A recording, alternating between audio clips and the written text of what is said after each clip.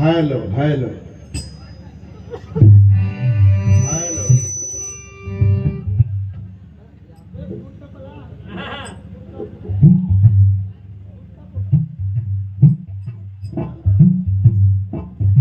बहुत बहुत स्वागत अभिनंदन वंदन पग बंदन आप सबका करते हुए अपार हर्ष भी है और कष्ट भी है। कष्ट इस बात का है माता के बिछुड़ने का, हर्ष इस बात का है आप जैसे मनीषियों से मिलने का।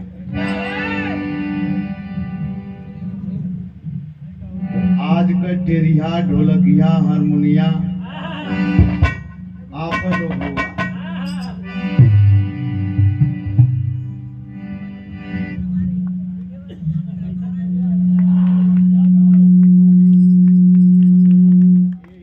हेलो हेलो भैया,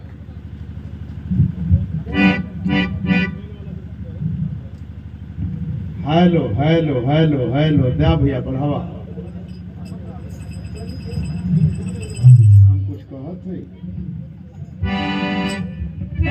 पैसा थमाई देहला, माला पहनाई देहला, गमछा देहला ही रहला है। हम कुछ कहत थोड़ो बढ़िया। हेलो हल्का सा भैया, स्नेह बराहार 1000 रुपए का पुरस्कार।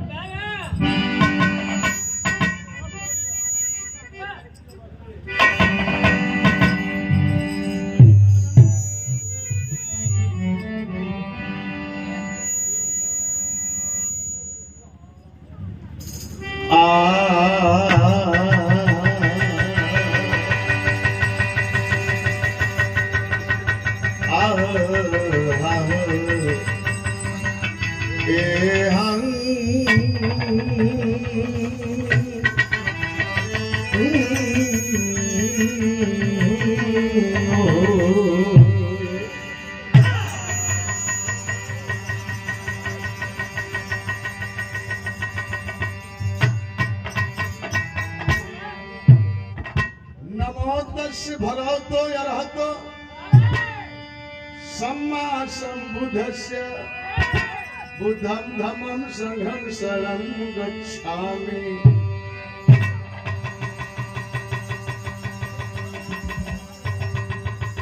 या सन्नो परिबोधमूले मारं ससेनंग महति विजेत्वा संबोधमागछि अनंतयालो लोकंत में दंग परमाम बुद्धम।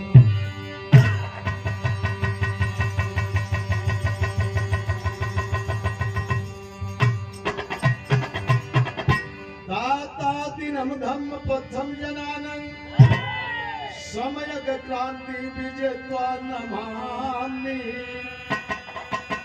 भारत रत्न विधाता विधानं भीमापुत भीमबोध सत्व नमामि।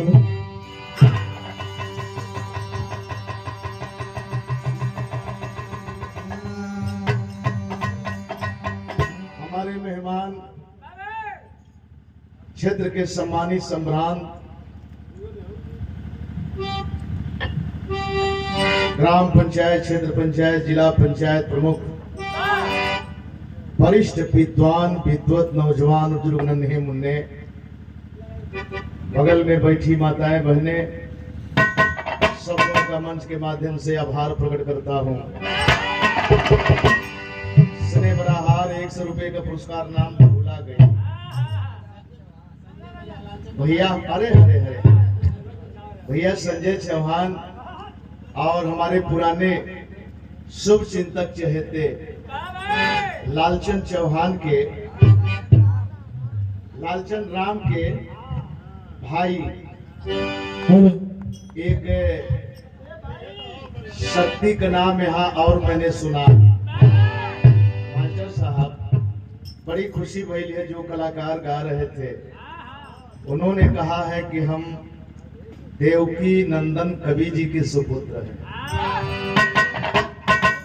मैं हृदय की गहराई से नमन करता हूं ऐसे शख्सियत को।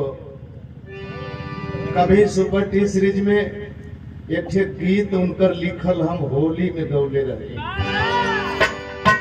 वो है पियर धोतिया मखमल के चोटिया, पियर धोतिया मखमल के चोलिया, मुंह में मगहिया पान, अरा मुंह में मगहिया पान की हम तुम चोरी से पधे एक डोरी से, मारे गुलवा झियरा उड़ी उड़ी जा। ये कंपोज गीत रहल 3 ठे मिला के, और बैठा के हम कभी कभी जी हम कंपोजिंग बताओ थे, आप खाली लिखे और गाई गई। तो आज हम उस शख्सियत को, उस विद्वान के आत्मा को नमन करते हैं। तो हमारे बचपना रहल, हमरे साथे रहल है वासुदेव राजभर कवि जी, भड़वा चौबेपुर हम न कही हर आमन चल गल बद्धूपुर के चौबेपुर भैया, भड़वा चौबेपुर तो एक पूर्णिया देखल तो कहल कि बेटा तनी सब खोल के डायरी देखा। जब डायरी देखल गल तो लिखल हो कि भड़वा चौबेपुर कला। आए वो समय पैदल रहल गल हो, बस साधन से रहल गए, हाँ टेम्पो ना रहल उस समय। तो कहले कि भौरी चोखा जन हम बनावत है, खा पिया रात में ना जइबा, सवेरे जइहा, खिचड़ी कर है काम पर। कहल गल सवेरे में आखिर में पैदल जही के पड़ी, ये तनी है पहर चला। रात में पहुंचल गल, ओजन गल तो पता चल कि बाराती अइली ना, तनी आबरू बच गई हमान का। भाई अपन बचाव बदे हमान मनावत रहल गए कि कैसो पहुंच जाल जा। तो कवि जी अगेंस्ट में एक गायक के रूप में और एक शिष्य लेकर के यह राजभर, ये वासुदेव शास्त्री हमको लेकर के बड़ा बढ़िया भाव मिलल। तो हम इस मट्टी को नमन करते हैं, माता रानी की आत्मा को नमन करते हैं, परिवार की सुख शांति की कामना करते हैं। और आज का दिन एक बात आप लोगों से बता दें, आज 26 जनवरी है, गणतंत्र दिवस है। और 26 जनवरी अगर न आती तो हम चाहे शास्त्रीय संगीत वाले हों, चाहे लोक संगीत वाले हों, चाहे जैसे भी हों, नाचने वाले हों, गाने वाले हों, बजाने वाले हों, पराधीन ही रहते, स्वाधीन नहीं हो पाते, अपने अधीन नहीं हो पाते। तो हम वहीं से 2 लाइन बस देते थे। मास्टर साहब बहुत बहुत बधाई के पात्र हुआ, तू तो कलाकार, शेर कलाकार का भाई हुआ। टंडन बलमुआ का, लेकिन ये टंडन ना हुआ, ये तो ढेर टाइट हुआ, ये तो ढेर टाइट हुआ। और 9 दिसंबर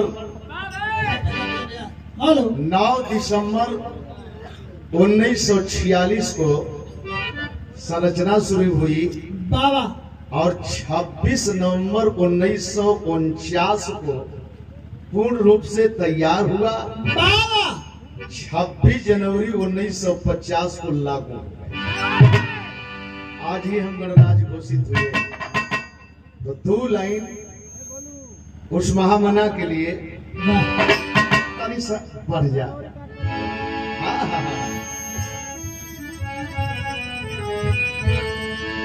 ये पीरा काशी का नगरिया के तरह दूर नगरिया दूरे हार हो पीरा नगरिया के तरह दूर नगरिया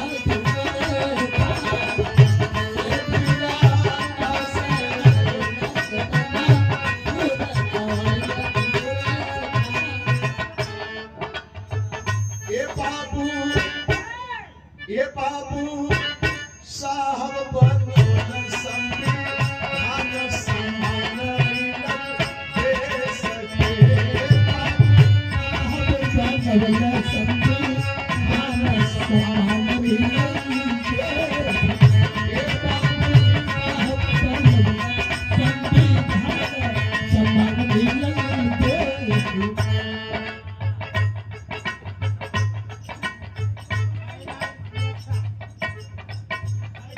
मिठाई ला दिया सबके जवान हरिजन खत्म हो गए।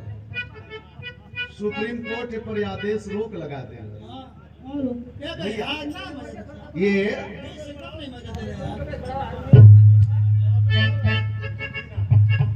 बाबूजी मोतीराम और माननीय हमारे मेजर साहब मिठाई लाल साहब ये 50 रुपया पुरस्कार परम आदरणीय माननीय आप श्रीमान डॉक्टर राजकुमार राणा ये 50 रुपया पुरस्कार। और संगीत वाले भाई लोगों नाराज मत हो, यहाँ लोगों की कहवा से आए के मन बिगड़ने डाल दे। रात्रि में ऐसे आधा घंटा और पहले जखनिया तहसील से फोन गए तहसीलदार साहब के कहल कि सवेरे आवे के हम कली हो ना पूछत हूँ कि खाली हुआ कि ना खाली हुआ। खाली आवे के कि गावे के? आवे के है गावे के। अच्छा। मैंने कहा कि इधर मित्र हमारे हैं, परम मित्र हैं और बड़ा सम्मान देते हैं और बहुत सम्मान हम लोग इनको देते हैं। इनकर संदेश होगल कि गुरुजी चल आवे के हो तो हम कहले कि गवहू बजावे के है, कहले कि गावे के ना है। माला पहना के सम्मान कर दे। हम कहने कि तू तो सम्मान कर देवा लेकिन और लोग। आखिर में बात वह आई फिर भी हम आप उनके पास के खुश है कि आप लोग आज का साज हुआ, समाज हुआ, अंदाज हुआ, आवाज हुआ, गात भी हुआ। ये भैया ये बाबू साहब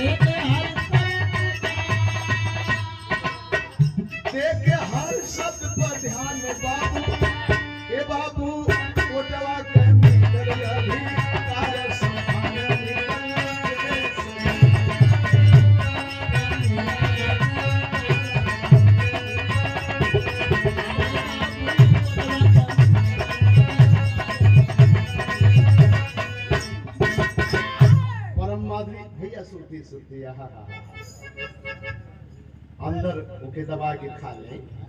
खाए बदे हम ना मनी करीला। हाँ नहीं खा गए पीछे के देली। परम आदरणीय माननीय काली चरण चौहान जी पूर्व प्रधान, भूतपूर्व प्रधान, धीरेन्द्र भैया कोटेदार साहब कानपुर से, औरंगपुर से। हाँ, अच्छा वो जन गौले रही जा, अब वहाँ भी आप पहुँचे लल्लन साहब के यहाँ बगल में। और ये 100 रुपया पुरस्कार और 1 रुपया पुरस्कार परम आदरणीय माननीय हमारे पूर्व प्रधान जी चौहान साहब की तरफ से बहुत बहुत प्रणाम करते हैं। बड़ा खुशी होले, बहुत खुशी होले कि हर माँ बहनों को अधिकार मिला, तो संविधान के ही जरिए चलने का, बोलने का, गाने का, बजाने का, मिलने का, मिलाने का, संपत्ति रखने का, पढ़ने का, पढ़ाने का। आज का दिन ये स्वर्णिम दिन है। केवल भारत में ही नहीं, विदेशों में भी चर्चा हो रही है। आज के दिन लोग, अमेरिका तो बिल्कुल बाबा साहब का दीवाना है। एक देश और है जो कई मूर्तियां तैयार कर भैया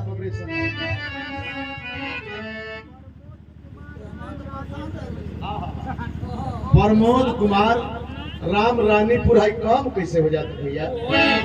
भैया हो, हेलो हेलो हेलो हेलो।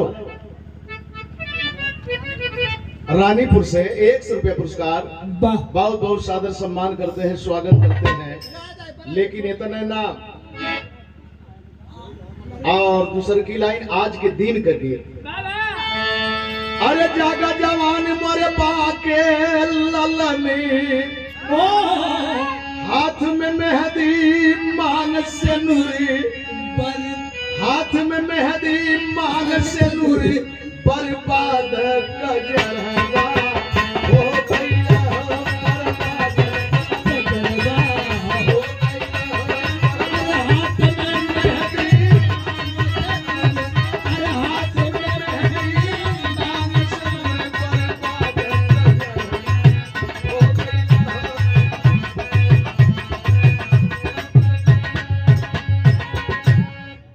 तो कहने का मतलब है, अरे जागा जवान। एक तरफ राष्ट्रपिता कहा जाता है महात्मा गांधी जी को, उनकी सोच थी झगड़ा फसाद न हो, आजादी ऐसे मिलेगी। लेकिन एक तरफ गरम दल के बहादुर ललकार रहे थे, अरे जागा जवान मोरे बाप के ललने, जागा जवान मोरे बाप के ललने, धरती कुर्बानी मानल हो,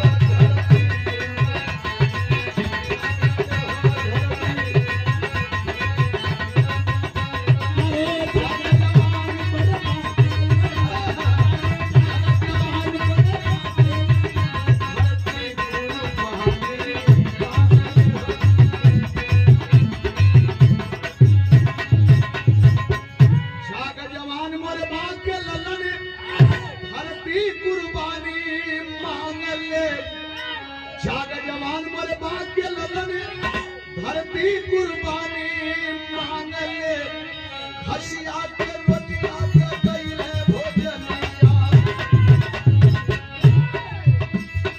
हसिया के रोटिया के गईले भोजनिया, बसी हसना मांगले हो,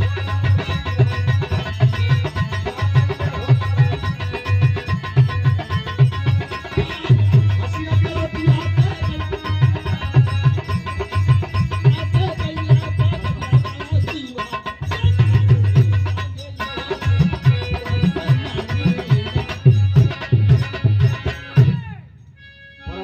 माननीय आप श्रीमान महातिम चौहान और हमारे चौहान जी के आप बड़का भैया हुए,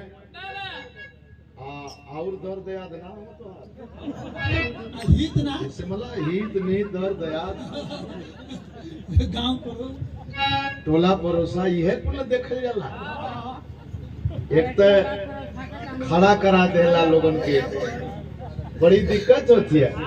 कलाकार हुए और व्यवस्था लिया के खड़ा कर देना, ये माने कि जल्दी से लोग भाग जाइए, हमारी जीव छूटी। इनकर बात ही है, रहा ले जाए भैया। इनकी सोच यही है कि बहुत जल्दी से लोग खाना खाइले तो भागे कि का जीव कपार पर बोझ गया।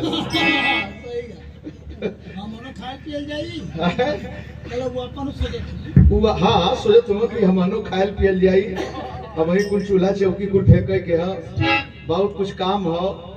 और देखें अब तक शहीद का दर्जा न मिलने से उन बहादुरों के लिए वो तो चले गए, लेकिन अगर इतिहास को पढ़ेंगे तो खेद होगा, आत्मा कलेजा मुंह को आ जाएगा। घसिया के रोटिया के कईले भोजनिया राणा शिवा सेनानी मांगले, हर पालपन में जोश जगल, अरे पालपन में जोश जगल, खुदीराम का निशान।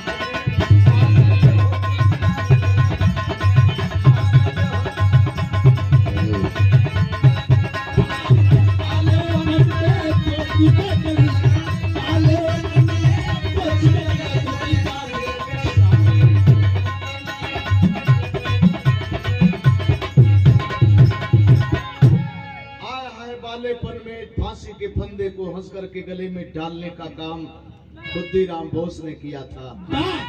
वो तो कोनो मतारी का बेटवा रहले, वो तो कोनो माई का लाल रहले, काओ माई के तकलीफ ना भइल होई, लेकिन समाज के लिए, सम्मान के लिए, देश के लिए कुर्बान हो गए और अब तक शहीद का दर्जा न मिला। खेद है, कष्ट है उस बात का जब भगत सिंह, राजगुरु, सुखदेव की फांसी को देखा जाता है, सुना जाता है, पढ़ा जाता है। अब खत्म तो कहले नहीं नहीं नहीं बैठा बैठा कम में देता रहा तेरे को देता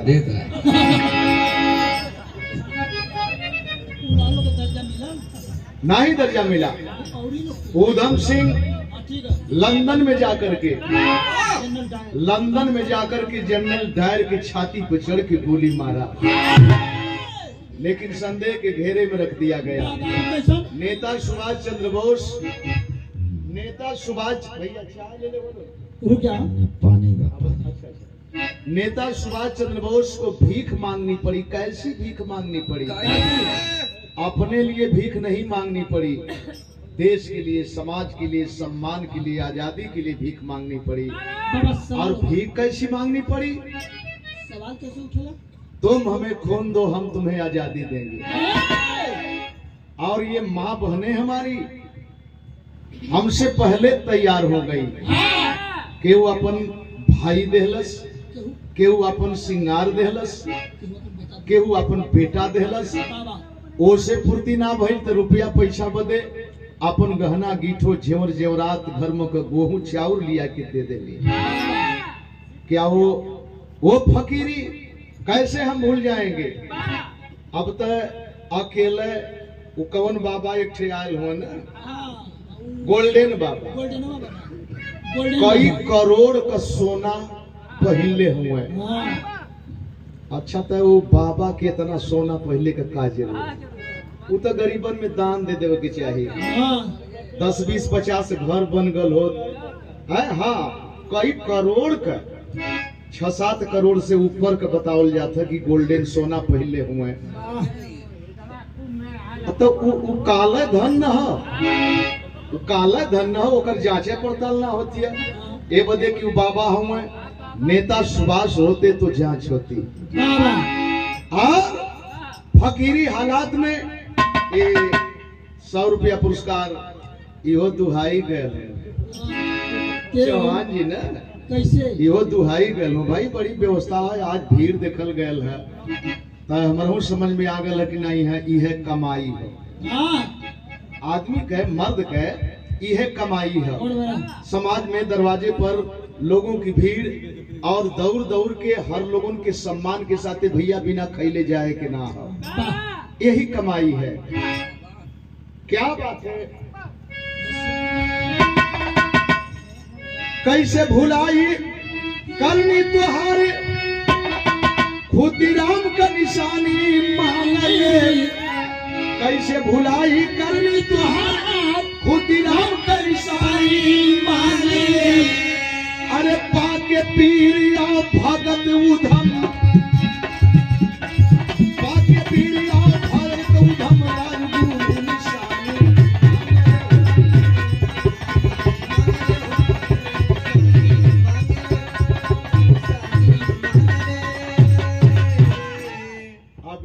चलल है प्रणाम। यही तरह का तो हम लोग के पहले में तैयारी कही के बैठा लिया इन लोगों ने।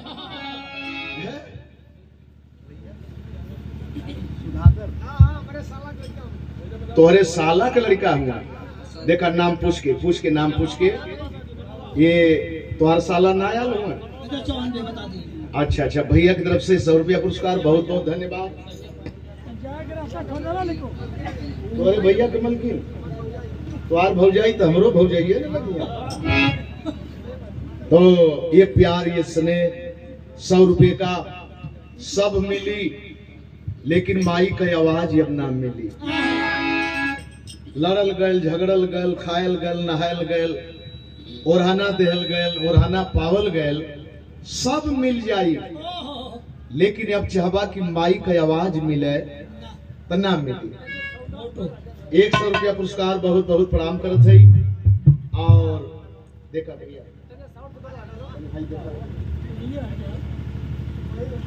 और बड़ी दीदी की तरफ से ये 250 रुपया पुरस्कार। और बहन के दिल पर हाथ रख के पूछे तो वास्तव में मतारी से नैहर होला, माई से नैहर होला, नानी से ननियाउर होला। बता देला तब हम उस चेहरा हमरे नजर पर झलके लगल है, वो तस्वीर दिखाए लगल है और बतौली है कि गीत लिख के हमार सहयोग कैले। और उस समय हम होली में ओके गौले रही कंपोजिंग गीत। ये 100 रुपया पुरस्कार हमारे परम पूजनीय गुरु देवकी नंदन कवि जी के आप सुपुत्र हैं। अच्छा अच्छा, ये दामाद साहब हुए भैया की तरफ से सबुनिया, गांव का नाम हो सबुनिया। अच्छा अच्छा अच्छा अच्छा, ये कोनो नई बात ना, हमारो गांव का नाम हो जादू टाड़ा। झकझोरे के लोग घबराए लगे हाँ कि जादू टाड़ा ही कैसे फर गया। 100 रुपया पुरस्कार दामाद श्री की तरफ से।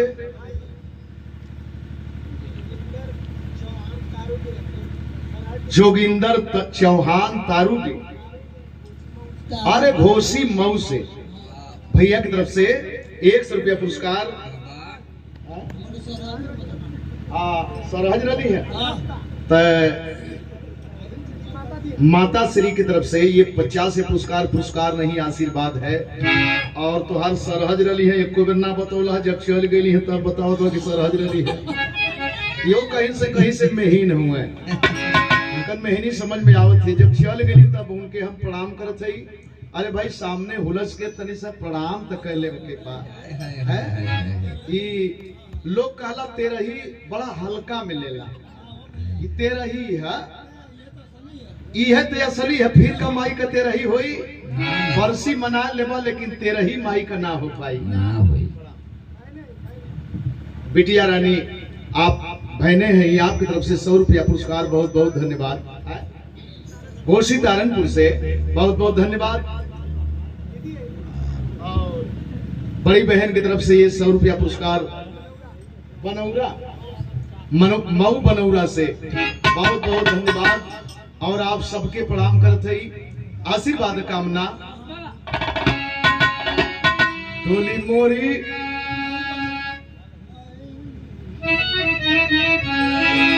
झुमका मोरी गढ़ीदाई सोनारा, अरे लागल गवानावा के यास हो। आज के दिन का भाव है, चला ठीक हुआ, घबराए कोनो बात ना, घबराइले कोनो बात ना है भाई। बड़ बाजा बजावाला छोट पैबा तो घबराए में कोनो बात जगह बहुत बार बाजा बजाला ना। डोली मोरी रखदाई कहारा, छूटल जाला पापा का दुहाई।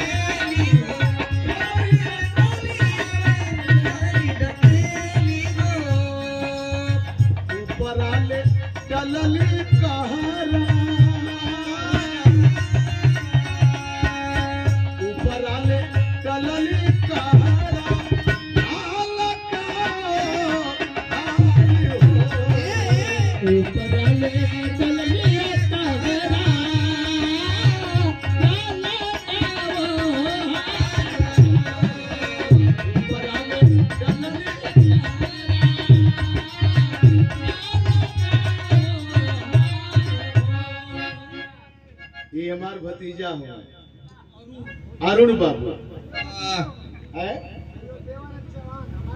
देवानंद चौहान तुहार लड़का जानत हुआ तुहार लड़का हुआ ये बड़ा खुनसा है कि हमारी कुल बोलत हुआ कहा तुम देवानंद चौहान हमार लड़का हुआ तो के पता है तुहार लड़का हुआ ये तो हमहू कह सकेला कि देवानंद चौहान हमार लड़का हुआ इनके संदेह है कहीं न कहीं देवानंद पहले ही बोल रहा कि क्यों कह ना तो अरे विश्वास सबसे मूल चीज विश्वास जहाँ विश्वास टिकल वही जन देवी देवता हो जहाँ विश्वास टिकल आज विश्वास हमन कह कि माई का मन अंत्येष्टि करत है हमन के तृप्ति मिल जाई हमन माई के ऋण से उऋण हो जाई उऋण उत्तीर्ण ना उऋण एमन त बड़ा संदेह प्रद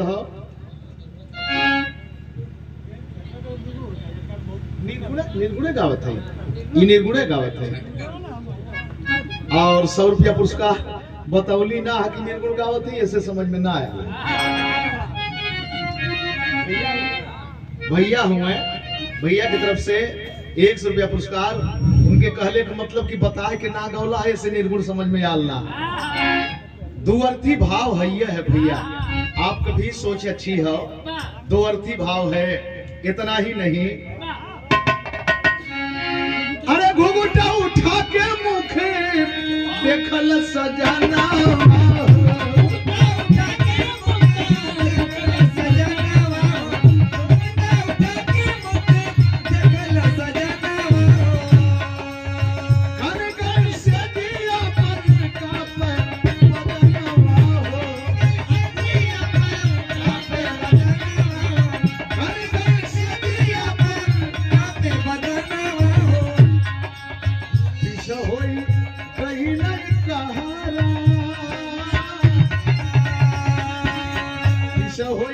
कहीं नहीं कहारा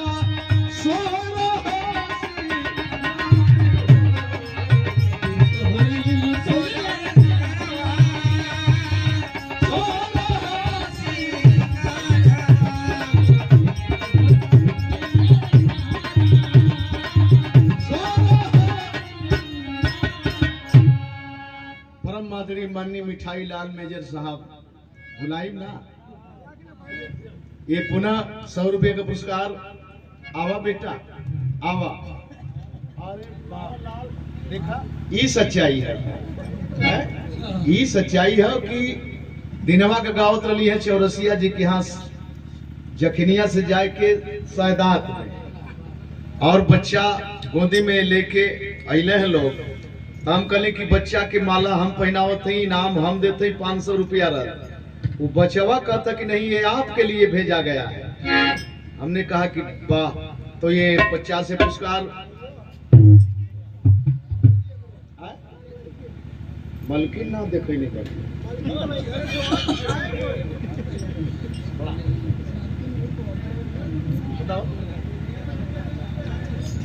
माता रानी की तरफ से 20 पुरस्कार और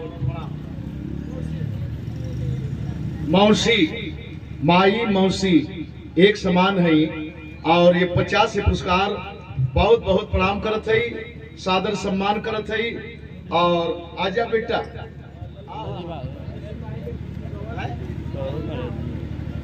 अच्छा अच्छा सिपाही जी के छोटे सुपुत्र अंशुमन मुन्ना की तरफ से 100 रुपया पुरस्कार बहुत बहुत धन्यवाद आप सबके प्रणाम करते सादर सम्मान करते और खाली इतना तक करे के हा खाली इतना करे के हा कि ढाई अक्षर राम नाम वो कौन राम झगड़ा विवाद में फंसले की जरूरत ना कई संदेह कैले की जरूरत ना मुंह को ताके बवागल रा बंद हो गल जबले ई संगे हो तबले हमन पहचान ना करल जाला हमन यहाँ भागल जाला वहाँ भागल जाला वहाँ दौड़ल जाला खोजल जाला यही में पूरा है यही में पूरा है आ जब संग छोड़ देला तब हमन उठावल जाला हमन उठावल जाला तो कहल जाला कि राम नाम सत्य है। राम का नाम असत्य कहाँ है? राम का नाम असत्य कहाँ है? राम तो हमेशा सत्य है। सैया की सेजारिया सुतहु न पवली गोरी हो, सैया की सेजारिया सुतहु न पवली गोरी हो, सैया की सेजारिया।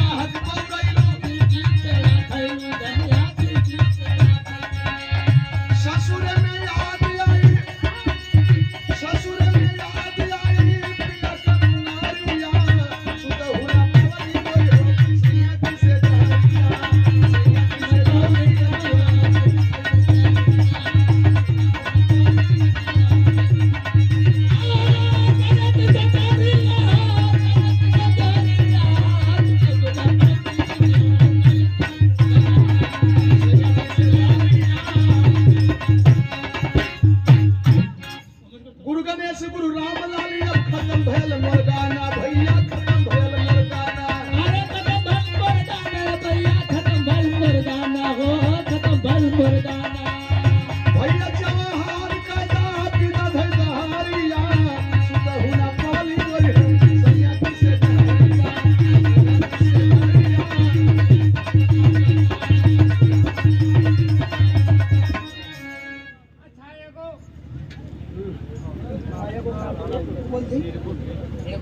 परम आदरणीय अवधेश मास्टर हमरे लग के अइले भैया, हमरे लग के अइले।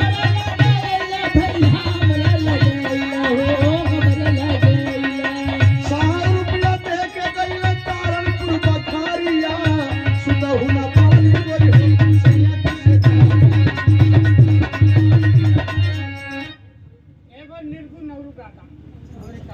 हो गए कलाकार हुन, उनके तकलीफ होत होई, वो ये पूछत होई कि कुल पैसा तक घींच लेना ये अमान का पावल। जी जी जी अब प्रणाम करत हई सबके। और छोटा का दे इ- क्लिक करके दूसरा लगाओ, दूसरा लगाओ।